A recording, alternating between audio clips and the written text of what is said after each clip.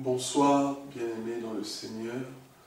Donc, je voulais partager avec vous ce message que le Seigneur m'a mis à cœur afin que nous puissions être édifiés, fortifiés, encouragés, afin de persévérer davantage dans la parole de notre Seigneur Jésus-Christ. Donc, nous allons prendre sans plus tarder le passage de Matthieu chapitre 15.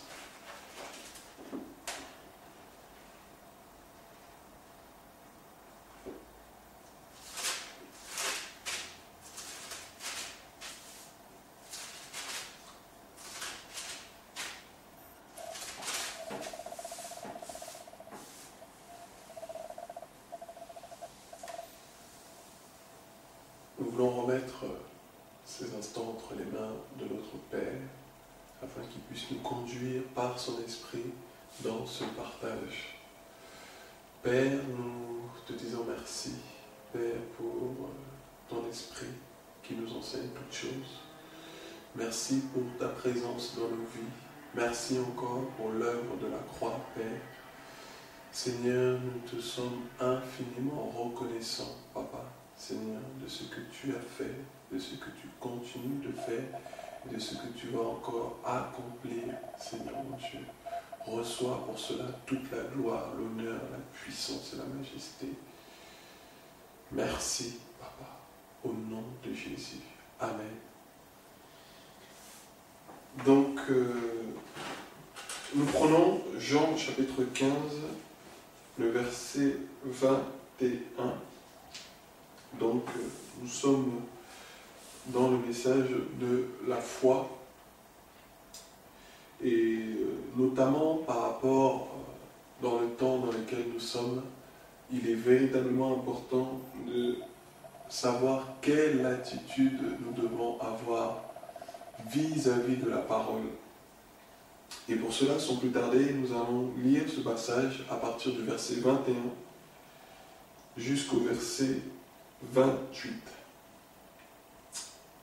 Jésus étant parti de là, se retira dans le territoire de Tyr et de Sidon. Et voici une femme cananéenne qui venait de ces contrées lui cria « Aie pitié de moi, Seigneur, fils de David. Ma fille est cruellement tourmentée par le démon. » Il ne lui répondit pas un mot. Et ses disciples s'approchèrent et lui dirent avec instance « Renvoie-la, car elle crie derrière nous. » Il répondit « Je n'ai été envoyé qu'aux brebis perdues de la maison d'Israël. » Mais elle vint se prosterner devant lui, disant « Seigneur, secours-moi. » Il répondit « Il n'est pas bien de prendre le pain des petits-enfants et de le donner et de le jeter aux petits chiens. » « Oui, Seigneur, dit-elle, mais les petits chiens mangent les miettes qui tombent de la table de leur maître. » Alors Jésus lui dit « Femme, ta foi est grande, qu'il te soit fait comme tu veux. » Et à l'heure même, sa fille fut guérie. Voilà ce passage que nous allons partager, car c'est un passage véritablement poignant, si nous rentrons vraiment dans la profondeur de ce passage, et je le crois, par l'Esprit de Dieu, pour comprendre le message que Dieu veut adresser, notre Seigneur veut nous adresser ici, à travers de ce récit qui a été transmis de cette femme cananéenne qui va venir voir le Seigneur pour lui demander du secours. Et ce qui est étonnant, c'est que nous allons voir à travers ce passage que le Seigneur, au verset 23, va lui répondre. La Bible nous dit « Il ne lui répondit pas un mot. » Et ses disciples s'approchèrent et lui dirent avec instance « Renvoie-la, car elle crie derrière nous. » Cette femme vient avec toute sa détresse, car sa fille est cruellement tourmentée par le démon, la Bible nous dit, et elle vient auprès du Seigneur pour demander de l'aide. Et ce qui est choquant ici, c'est de voir cette réaction que le Seigneur va avoir vis-à-vis de cette femme. Premièrement, en ne lui adressant même pas un mot. Et pour mieux comprendre ce passage, c'est qu'il faut comprendre que là, le Seigneur était venu, comme il explique au verset qui suit, au verset 24. Il répondit, je n'ai été envoyé qu'aux brebis perdues de la maison d'Israël. Oui, car le Messie était annoncé depuis les prophètes, bien avant l'arrivée de cet événement. Les Ésaïe, les Jérémie, les Daniel, tout cela avait prédit, prophétisé la venue de notre Seigneur, la venue du Messie, la venue de ce Sauveur qui allait délivrer Israël. Alléluia. Voilà pourquoi le Seigneur parle ainsi, car il est venu, le Messie est venu premièrement pour Israël, premièrement pour les enfants de la maison d'Israël. Et c'est pourquoi cette femme étrangère, cette cananéenne, le Seigneur a eu cette attitude envers elle. Et ce qui est étonnant, on peut dire, mais Seigneur, tu es venu mais pour tout le monde, libérer ton peuple. Mais oui, mais nous sommes dans un contexte là, biblique. Nous sommes dans un contexte que le Seigneur est en train d'accomplir la parole. Alléluia. Et c'est pour cela que le Seigneur va lui répondre ainsi. Qu'il est venu et envoyé pour les brebis perdues de la maison d'Israël. Voilà. Et malgré ce rejet, malgré ces paroles qui sont dures, la Bible veut nous montrer l'attitude de cette femme qui va persévérer encore et avec insistance, la Bible va nous dire. Et au verset 25, mais elle vint se prosterner devant lui. Voilà l'attitude de cette femme qui a persévéré, qui avait compris qu'il n'y avait que Jésus pour délivrer sa fille. Et non un homme, mais le Seigneur Jésus. Et elle est venue, la Bible nous dit, se prosterner, c'est-à-dire s'allonger par terre, position d'adoration, devant le Dieu Tout-Puissant, Jésus-Christ de Nazareth.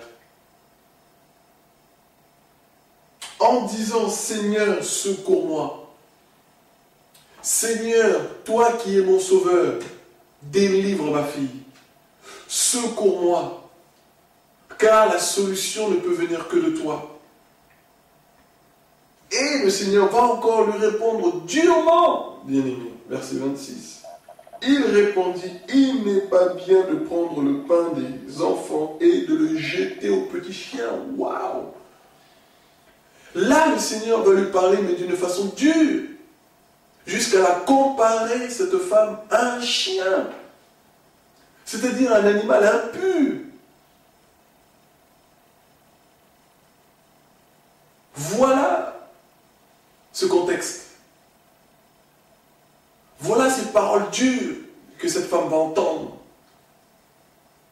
Mais cette femme était animée d'une foi, animée d'une détermination, animée véritablement d'une persévérance. Et elle savait qu'il n'y avait que Jésus-Christ de Nazareth qui pouvait la délivrer, sauver. Et malgré ces paroles qu'elle va entendre, que oui, ce pain, oui, cette parole, oui, toi, Seigneur, tu es venu pour les enfants d'Israël. Et non pour les chiens. Oui, c'est vrai, Père. Que cette nourriture a été adressée pour les enfants d'Israël. Mais, Seigneur, sais-tu, verset 27, regardez.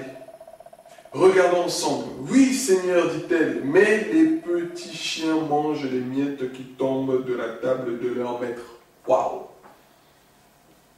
Waouh, waouh, waouh, waouh, waouh, waouh, waouh. Bien aimé, c'est pour nous faire comprendre quelque chose. Et ce message va beaucoup se centrer sur ce passage, sur ces paroles que cette femme de foi, cette femme déterminée, cette femme remplie de persévérance va libérer ici. Bien-aimés, que même les chiens peuvent manger les miettes et mangent les miettes qui tombent à terre de la table de leur maître. Pourquoi? Parce que, bien aimés, nous sommes arrivés dans un temps où les enfants qui mangent à table, où les maîtres qui mangent à table, mangent ce pain, et bien le négligent. Négligent ce pain qu'ils ont reçu, qui est Jésus-Christ de Nazareth. Négligent cette parole de vie qui a été donnée pour eux. Et bien aimés, c'est le même constat que nous voyons aujourd'hui pour l'Église. Beaucoup d'enfants de Dieu ont reçu la parole, mais la négligent. Beaucoup d'enfants de Dieu ont reçu cette nourriture, mais la jettent à terre, comme des enfants gâtés. Jouent avec la nourriture que Dieu a envoyée. La parole. Cette parole qui donne la vie. Cette parole qui donne l'espérance. Cette parole qui nourrit notre foi. Cette parole qui est à la base de notre foi. Et beaucoup la négligent, bien-aimés. Beaucoup ne veulent plus fonder leur vie dessus. Beaucoup font comme leur maître ici. Ces enfants ici la jettent à terre. Et les chiens vont venir manger. Voilà comment le Seigneur nous voit. Voilà comment le Seigneur voit son Église aujourd'hui. Qu'il néglige sa parole. Qu'il la délaisse. Qu'il la jette par terre. Comme ces enfants gâtés qui ont tout et qui pensent avoir tout. Car ils sont remplis dans leur confort dans ce monde et ne réalisent plus la valeur de la parole de Dieu. La valeur de la parole de Dieu. Afin de ne plus la laisser tomber par terre. Merci Seigneur. Regardons cet homme de cette génération. La Bible nous dit que à son époque, nous allons prendre les débuts de notre ami et de notre aîné dans la foi, Samuel, le prophète Samuel. 1 Samuel, chapitre 3. La Bible va nous dire ici, 1 Samuel, chapitre 3, regardez l'attitude de Samuel. 1 Samuel, chapitre 3. Nous allons lire au premier verset. Le jeune Samuel était au service de l'Éternel devant Élie. La parole de l'Éternel était rare en ce temps-là. Voilà. Bien aimé, même dans ce monde, nous comprenons que les choses qui sont rares sont chères. Et là, la Bible nous dit que dans ce contexte, à l'époque de Samuel, la parole était rare. Donc, c'est-à-dire que la valeur de cette parole que Dieu libérait était chère, avait un grand prix. À l'époque de Samuel, la Bible nous dit que la parole était rare en ce temps-là. Donc, dans ce contexte, Samuel avait réalisé que Dieu ne parlait pas à tout le monde. Car Dieu ne faisait pas confiance à tout le monde. Comme aujourd'hui nous le voyons. Regardez aujourd'hui autour de vous. Tout le monde prononce le nom de Dieu en disant que Dieu m'a dit, Dieu m'a dit, Dieu m'a dit. Ils amènent la division. Ils ne sont même plus fondés sur la parole de Dieu. Ils sont en train de baser leur foi sur des songes, sur des visions. Et non sur la parole de Dieu. Et amènent des doctrines de démons dans la vie des enfants de Dieu. Et là, la Bible nous dit que la parole était rare en ce temps-là. Et regardons l'attitude de Samuel vis-à-vis de cette parole. Au verset 19. Samuel grandissait, voilà. C'est-à-dire qu'il faut arriver à un stade de ne plus être des enfants. Regardez les enfants, quand on leur donne à manger, ils négligent. Des fois, ils disent qu'ils ne veulent même pas manger, ils jettent la nourriture. Ils gaspillent, parce que ce sont encore des enfants, sous le tutelle de leur tuteur. Mais ceux qui grandissent réalisent la valeur de la parole. Ceux qui sont en train de grandir pour devenir des véritables disciples réalisent la valeur de la parole, réalisent cette importance que la parole a. Et la Bible nous dit que Samuel grandissait, c'est-à-dire qu'il grandissait en maturité, c'est-à-dire qu'il grandissait spirituellement, c'est-à-dire qu'il grandissait dans la connaissance de Dieu. Et la Bible nous dit au verset 19, Samuel grandissait, l'Éternel était avec lui. Oui, voilà. L'Éternel marchait avec lui parce qu'il cherchait de plus en plus à connaître Dieu. Parce qu'auparavant, le Seigneur s'était révélé à lui afin de lui parler, afin de se faire connaître à lui, afin que Samuel puisse discerner la voix de Dieu, et non la voix des hommes, et non la voix des démons. Bien-aimés.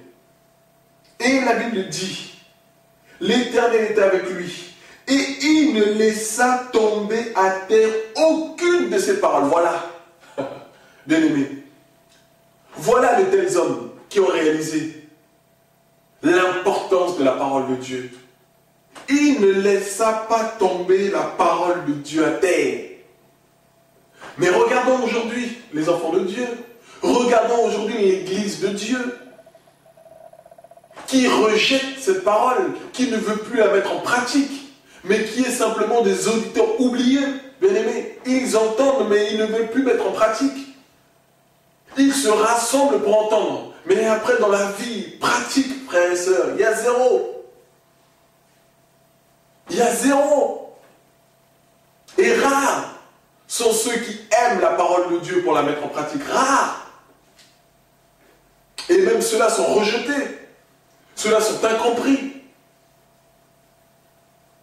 Parce que simplement ils gardent la parole de Dieu. Parce que simplement, ils cherchent à défendre les valeurs de la doctrine sainte que Dieu nous a donnée. Et ceux-là sont incompris. Ceux-là sont toujours rejetés. Parce qu'ils mettent en premier non leur songe, non leur vision, non leur personne, mais la parole de Dieu. Parce que la Bible nous dit que la foi vient de ce que l'on entend, et ce que l'on entend vient de la parole de Dieu, bien-aimés. Parce que la parole est la base de notre foi. Ce n'est pas les songes, ce n'est pas les visions, frères et sœurs, parce qu'on peut mal interpréter les visions, on peut mal interpréter des songes. Mais la parole, elle demeure la parole. Et là, la Bible nous dit que Samuel ne laissa pas tomber à terre la parole de Dieu. Voilà comment Dieu désire que nous soyons. C'est que nous puissions réaliser véritablement la parole de Dieu, afin de ne pas la laisser tomber à terre. Alléluia.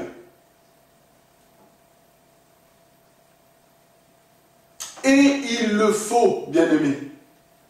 Il faut que nous puissions revenir à la parole.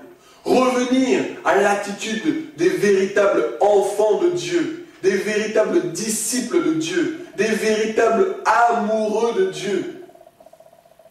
Voilà ce que Dieu cherche. Des véritables adorateurs. Ceux qui aiment la parole de Dieu. Ceux qui désirent la parole de Dieu. Ceux qui la cherchent. Ceux qui la gardent précieusement. Comme de l'or. Parce qu'ils réalisent sa valeur. Ils réalisent l'importance de cette parole. Parce que, bien aimé, c'est cette même parole par laquelle nous serons jugés. Et nous voulons la négliger. Et nous voulons la délaisser. Pour nos moi. Pour ma personne. Bien aimé, c'est à cause de cela qu'il y a beaucoup de divisions au milieu des enfants de Dieu. Parce que la parole de Dieu n'est même plus mise en pratique. Parce que lorsqu'il y a des scandales, lorsqu'il y a des problèmes, que faisons-nous, bien-aimés? On cherche ses intérêts, et non l'intérêt du royaume, et non la parole de Dieu. Est-ce que nous cherchons encore à réconcilier lorsque nous voyons des divisions?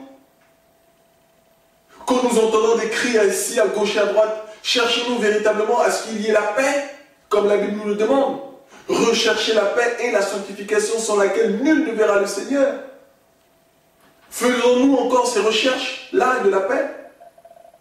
C'est-à-dire une détermination afin de voir la paix au milieu de nous, au milieu des enfants de Dieu, où nous sommes les premiers à nous réjouir lorsqu'il y a une division, lorsqu'il y a des scandales. Oui, parce que c'est devenu un spectacle, bien aimé, sur lequel vous êtes les spectateurs, en train de regarder et applaudir ces choses-là. Voir comment on est en train de humilier, comment on est en train de tuer son frère, comme des Caïns, frère, remplis de cet esprit. Et c'est ça que nous trouvons au milieu des enfants de Dieu. Beaucoup sont remplis de l'esprit de Caïn, qui veulent tuer leur frère, qui veulent tuer leur frère, et dire à Dieu que suis-je le gardien de mon frère? Comme si que Dieu ne voyait pas les murmures qui se font dans les coulisses. Comme si que Dieu ne voyait pas ces paroles de malédiction qui se font dans les coulisses, qui se font dans les cœurs. Comme si que Dieu n'entendait pas ces cœurs qui sont en train de maudire, de murmurer son frère ou sa sœur. Bien aimé, mais revenons à la parole de Dieu. Arrêtons de laisser tomber cette parole. Arrêtons de négliger la parole de Dieu.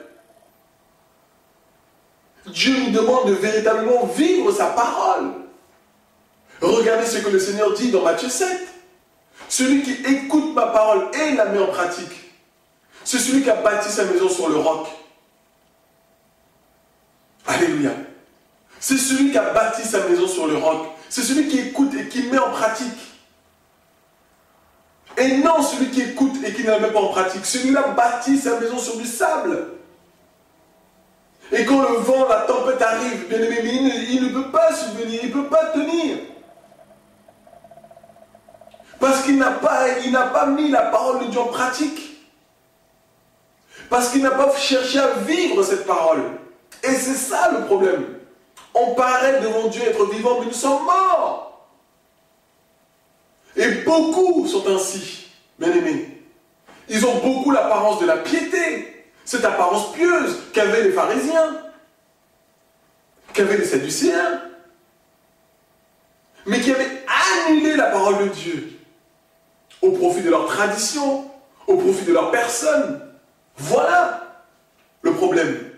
C'est que la parole de Dieu est annulée au milieu de nous, avec nos pratiques, avec nos raisonnements, avec nos personnes. Nous annulons la parole de Dieu au lieu de la mettre en pratique.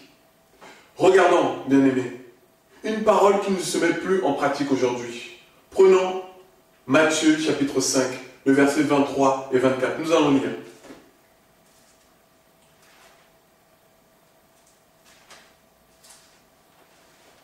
Si donc tu présentes ton offrande à l'autel, et que là tu te souviens que ton frère a quelque chose contre toi, laisse là ton offrande devant l'autel et va dehors te réconcilier avec ton frère, puis viens présenter ton offrande.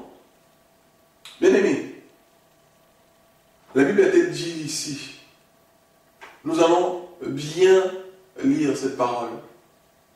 Cette parole nous explique ici que lorsque nous allons devant Dieu, lorsque nous venons devant Dieu, bien aimé, ce n'est pas forcément dans un bâtiment. Ça, on nous a appris ça dans le passé, on a compris que Dieu cherche des adorateurs. Ceux qui l'adorent en esprit et en vérité. Ce n'est ni dans les temples, ni sur les montagnes qu'il faut aller adorer Dieu. Bien aimé, Dieu est esprit. Voilà. Ceux qui doivent l'adorer en esprit. Ça peut être à la maison, ça peut être dans ta voiture, ça peut être partout. Parce que Dieu est omniprésent, omnipotent. Bien aimé. Voilà, c'est Dieu. C'est Dieu. Et là, la Bible nous dit, si donc tu présentes ton offrande à l'autel et que là tu te souviens, bien aimé, combien de fois nous savons qu'un frère ou une sœur a quelque chose contre nous? C'est ce qui est écrit. Et que là tu te souviennes que ton frère a quelque chose contre toi. Nous le savons. Nous le savons que tel frère ou telle sœur a quelque chose contre nous. Mais comme nous sommes tellement orgueilleux, tellement fiers, en disant, mais moi, je n'ai rien contre elle. La Bible ne dit pas que c'est toi là qui as un problème, ou ni moi. Mais la Bible dit bien que si tu sais que ton frère a quelque chose contre toi, parce que c'est trop facile aujourd'hui. Aujourd'hui, nous disons toujours que moi, je n'ai rien contre mon frère. Oui, toi, tu n'as rien. Mais la Bible dit, si ton frère a quelque chose, ou ta soeur, il faut y aller le voir. Voilà la mise en pratique de la parole. Voilà cette vie de réconciliation. Voilà cette vie de recherche de la paix que Dieu nous demande entre nous, les enfants de Dieu. Et nous sommes là en train de nous rassembler. Nous sommes là en train de vouloir lever les mains vers Dieu, alors que cette base n'est même pas pratiquée, bien-aimés. N'est même pas pratiquée. Alors que ce sont les bases élémentaires de la foi. D'aller vers son frère afin de rechercher la paix, afin de chercher la réconciliation. Parce que la Bible nous dit que Christ nous a réconciliés avec le Père. Alors nous-mêmes, nous avons reçu ce ministère-là de la réconciliation. D'aller chercher à réconcilier les hommes avec Dieu. Bien aimé, mais c'est important. Et de nous réconcilier entre nous, entre frères et sœurs. Mais combien de nous savent qu'avec tel frère, avec telle soeur, ça ne va pas, mais nous allons quand même devant Dieu. Mais frère, le Seigneur nous dit, il faut déposer ton offrande là. Il faut aller voir ton frère. Chercher à te réconcilier avec lui. Et après là, tu viendras. Mais combien de fois nous l'avons mis en pratique, ces choses? Et nous le savons. Chacun de nous le sait. On connaît ces choses. Dans nos cœurs, le Saint-Esprit nous interpelle par ces choses. Mais nous sommes tellement durs d'oreilles. Nous sommes tellement arrivés à un cœur tellement dur. Tellement fiers. Que nous ne voulons plus entendre la voix de Dieu. Que nous ne voulons plus mettre la parole de Dieu en pratique. Mais nous voulons simplement être des auditeurs. Entendre les hommes nous parler. Nous caresser l'oreille avec la parole de Dieu. Comme Saül, qui était tourmenté par les démons, et que, il était obligé de faire appel à Samuel, à David, pour lui chanter, et avec cette harpe qu'il avait, pour essayer de calmer son démon. Juste le calmer, frères et sœurs. C'est-à-dire la mélodie venait simplement le calmer. Comme beaucoup aujourd'hui, en entendant la parole de Dieu, ça les calme. Mais dès qu'ils n'entendent plus là, c'est fini. Ils sont agités, animés, remplis d'animosité, remplis de disputes, remplis d'adultère.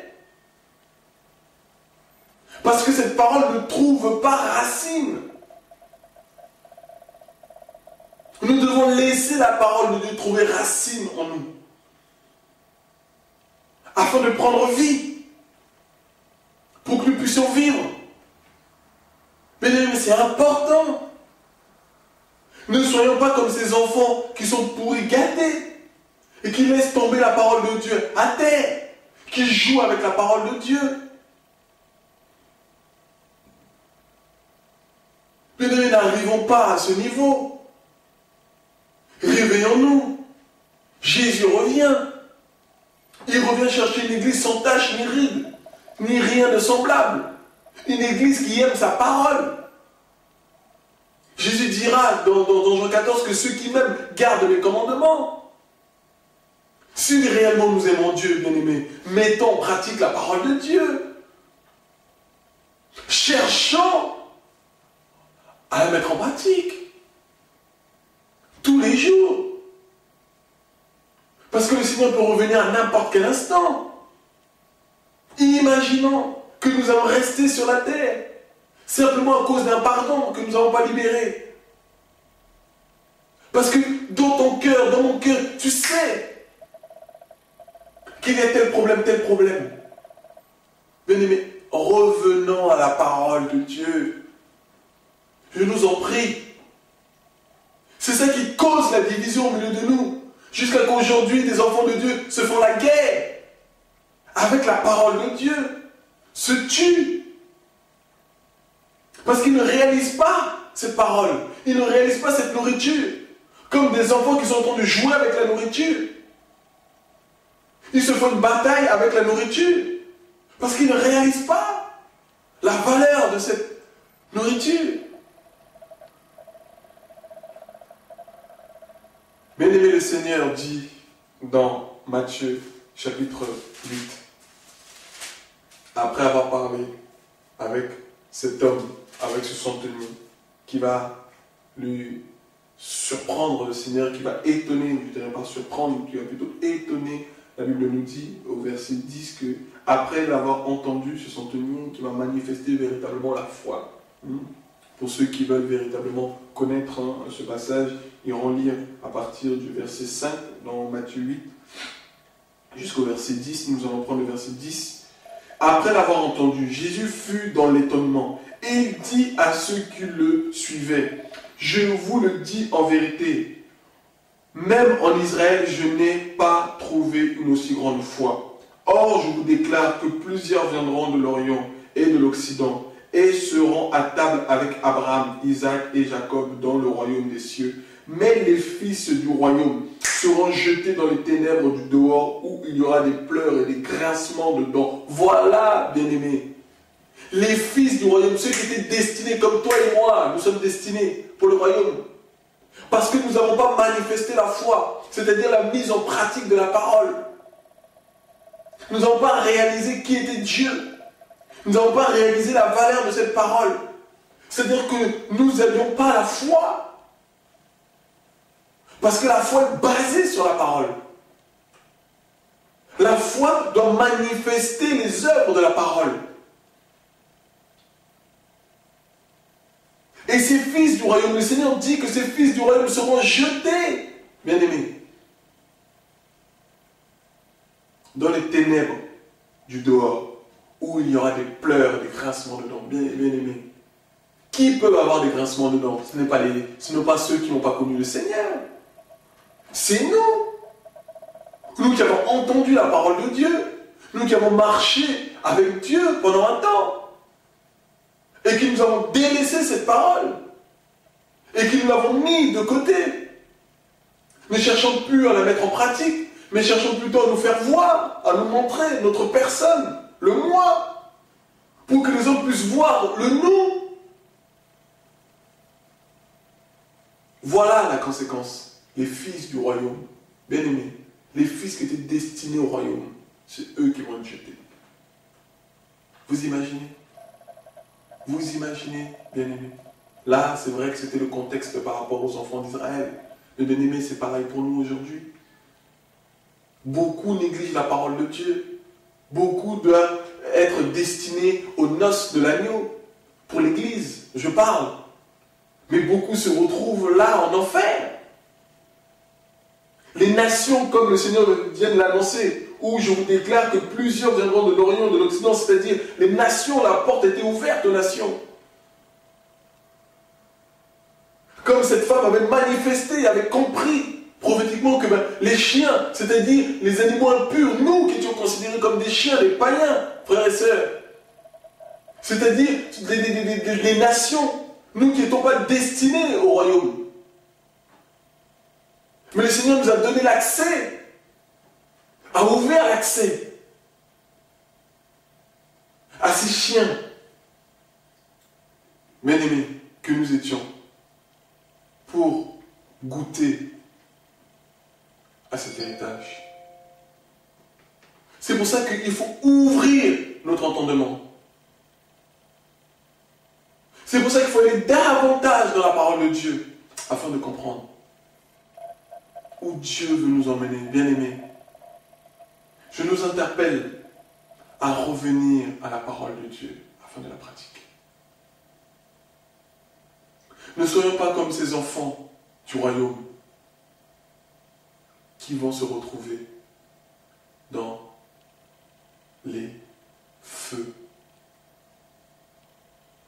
les ténèbres du dehors. Bien-aimés, mais soyons de ceux qui gardent la parole de Dieu pour sauver leurs âmes. Ceux qui ont la foi pour sauver leurs âmes. Ceux qui gardent précieusement la parole de Dieu pour sauver leurs âmes. Ceux qui cherchent à mettre la parole de Dieu en pratique. pour sauver leurs âmes. Ceux qui cherchent à connaître Dieu pour sauver leurs âmes.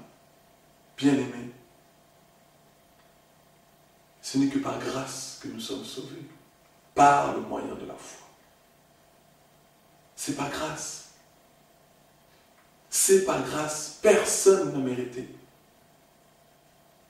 Personne n'a mérité. Nous ne méritions pas la grâce de Dieu. Nous ne faisions pas partie de ses héritiers, mais Dieu nous a fait grâce.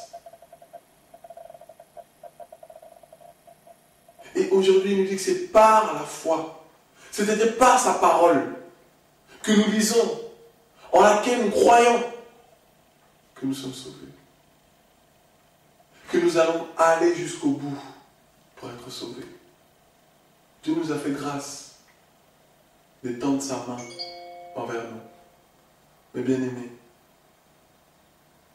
nous avons du chemin. La route est longue. Ne délaissons pas la parole de Dieu. Ne la laissons plus de côté, mais cherchons chaque jour à la mettre en pratique. Bien-aimés, nous avons vu Samuel à son époque, comment il s'est comporté. Il n'a pas délaissé la parole de Dieu. Il n'a pas laissé tomber la parole de Dieu à terre. Bien-aimés, soyons de ceux-là qui désirent la parole de Dieu, qui aiment la mettre en pratique, au-delà de nos personnes, au-delà de notre image. Mais qui nous sommes? Nous sommes que poussière, bien-aimés. Cette chair-là va retourner à la poussière. Que cherchons-nous à gagner? Que sert-il à un homme de gagner le monde s'il perd son âme? Beaucoup ont cherché à gagner les hommes, bien-aimés, mais pour eux-mêmes être perdus.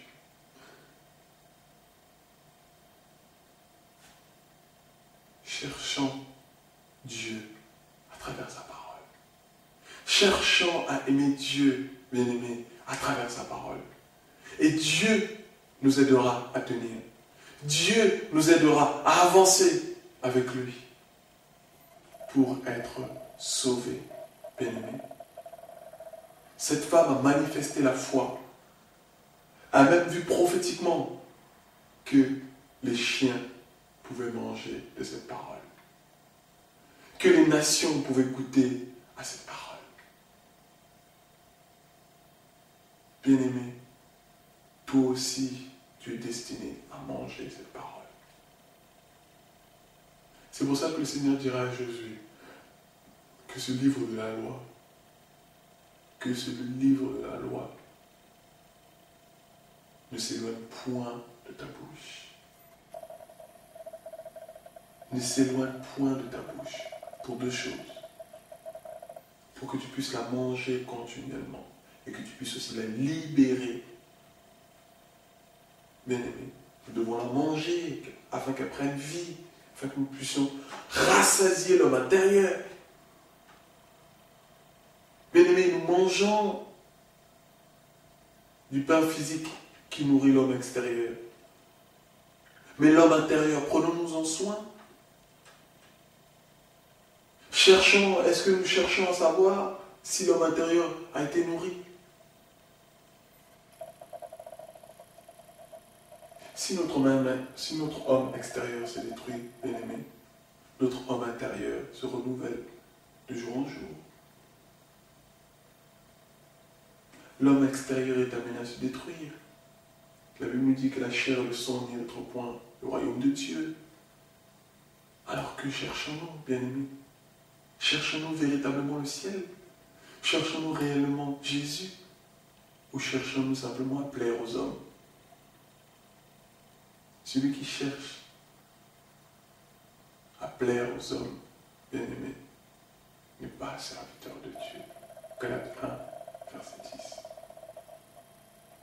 C'est pour cela, bien-aimés, je nous encourage, dans ces temps de la fin, bien-aimés, cherchez Dieu à travers sa parole.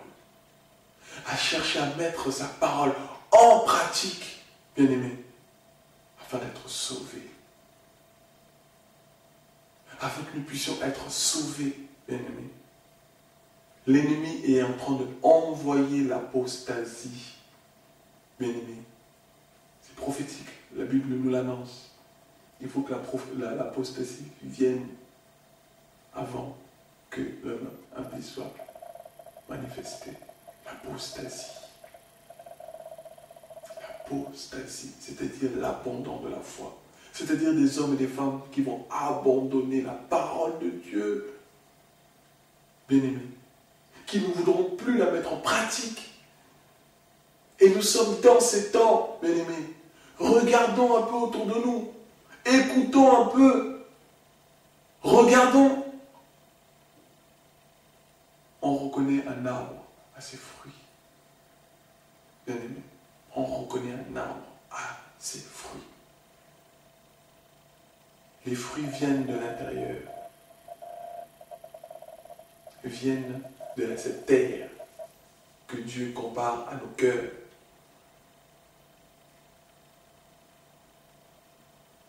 Comme il le dit dans Matthieu 13, quand il va par parabole des terrains du semeur. Bien-aimés, laissons la parole pénétrer nos cœurs et prendre racine, prendre vie, afin qu'elle puisse manifester ses œuvres, la patience, la bonté, l'amour, la paix, la joie. Bien-aimés, ces choses, nous les désirons. Nous ne devons pas être contre ces choses. Nous devons rechercher la paix. Nous devons rechercher la réconciliation au milieu de nous et non la division, bien-aimés. La prise de position que nous devons avoir, c'est que vis-à-vis de la parole.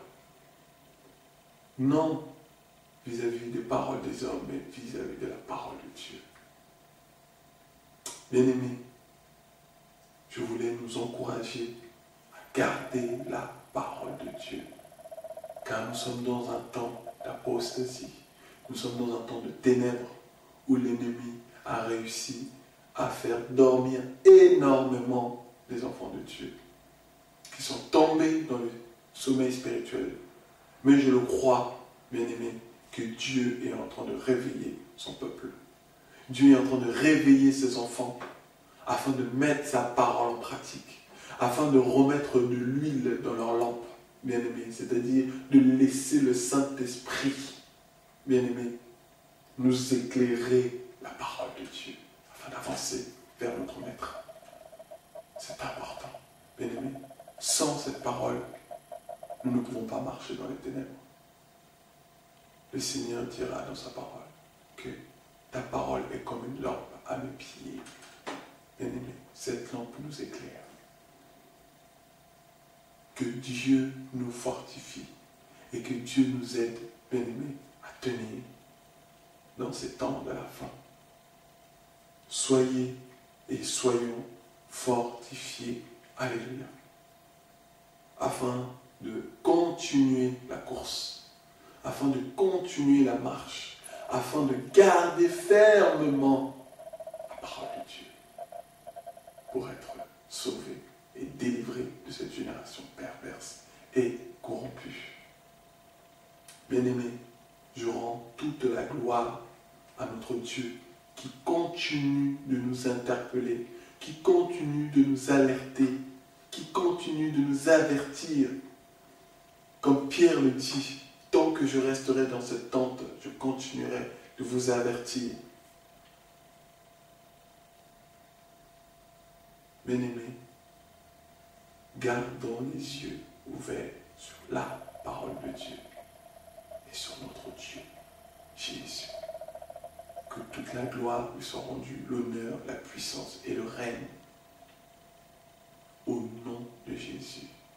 Bien-aimés, soyez encouragés, fortifiés à continuer la marche avec le Père, à rechercher davantage à le connaître, pour être enracinés, fondés dans sa parole. Au nom de Jésus.